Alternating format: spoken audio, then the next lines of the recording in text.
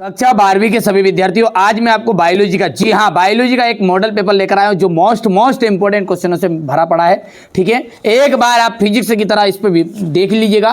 Physics में पूरा वही चीजें फंसी थी जो मैंने बताई थी। ठीक है, निषेचन के बाद बाहरी अध्यावरण निर्मित करता है टेस्टा। डाउन सिंड्रोम किस गुणसूत्र के प्रति अधिकता से होता है? 21वें। एड्स परीक्षण जाना जाता है एलिजा। भारत सरकार द्वारा जैव प्रौद्योगिकी विभाग की स्थापना कब की गई थी? 1986 में।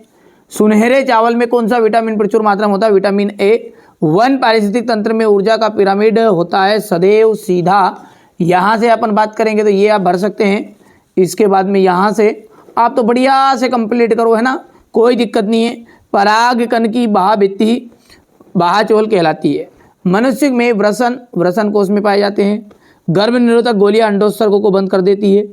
वंशागति का क्रोमोसोम सिद्धांत वाल्टन और सटन, ठीक है, ने प्रतिपादित किया। गोनोरिया रोग निसेरिया गोनारी द्वारा फैलता है। आनुवांशिक रूपांतरित फसलों में एलर्जी होने की संभावना बनी रहती है। यहाँ से हमारे इंग्लिश मीडियम वाले बच्चे बढ़िया से लेंगे। इसके बाद में यहाँ से ये सही जोड़ी पार्थिनोकार्पी का केला। सरटोली कोशिकाएं का जाएगा आपका वृषण। डाउन सिंड्रोम का जाएगा 21 एकादी सूत्रता। इंटरफेरोन का जाएगा विषाणु रोधी प्रोटीन। क्राई प्रोटीन का जाएगा बीटी कॉटन।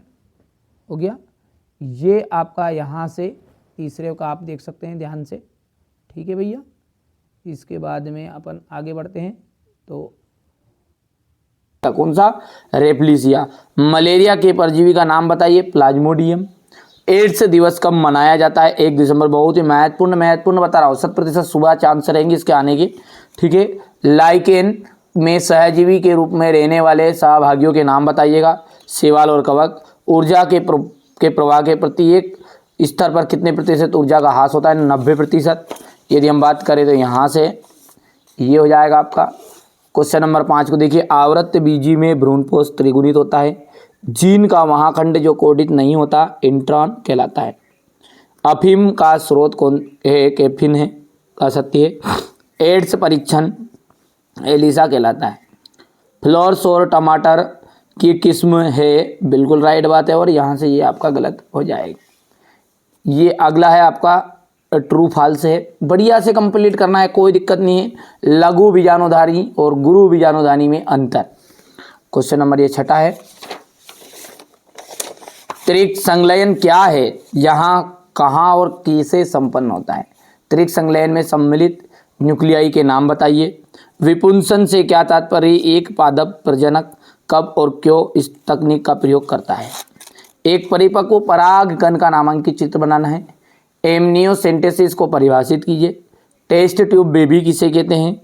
मेंडल द्वारा प्रयोगों के लिए मटर के पौधे का चुनने के क्या लाभ हुए? समयुग्मजी और विषम युग्मजी में अंतर आपको बताना है, ठीक है। हो गया इतना। इसके बाद में अपन आगे बढ़ते हैं तो ये क्वेश्चन नंबर 10 है आपका। सहलग्नता को परिभाषित कीजिए। सह प्रभाविता किसे कहते हैं? बी कोशिका और टी कोशिका क्या है? औषधि व्यसन क्या है? इसके कारण क्या होते हैं? क्वेश्चन नंबर 12 को ध्यान से देखना है आपको। एलर्जी क्या है? इसके कारण। एक बीजपत्री और द्विबीजपत्री में अंतर। स्त्री जनन तंत्र का नामांकित आरेख बनाना है। डीएनए और आरएनए में अंतर आपको बताना है। हीमोफीलिया का उदाहरण, ठीक है, उदाहरण देकर मनुष्य में लिंग संलग्नता के बारे में समझाइए। कैंसर क्या है? कैंसर के प्रकार और कैंसर के रोग के प्रमुख कारण लिखना है। एड्स क्या है? इसको फैलने के कारण। पोषक स्तर क्या है? प्लाज्मोडियम का जीवन चक्र। डीएनए उंगली छाप यानी कि फिंगरप्रिंटिंग क्या, इसकी उपयोगिता।